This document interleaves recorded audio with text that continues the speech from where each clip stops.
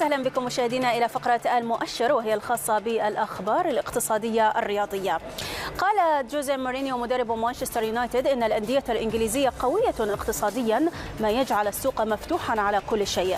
تصريح مورينيو هذا تضمنه الحوار الذي خص به مجلة فرانس فوتبول، حيث تحدث عن المال ودوره في تحديد المنافسة بين الأندية، وقال إن ما حققه بايرن ميونخ من إنجازات في ألمانيا جاء بعد أن تعاقد في بداية الأمر مع غوتسي، وبعد ذلك ليفاندوفسكي، ثم هوميلز العام الماضي.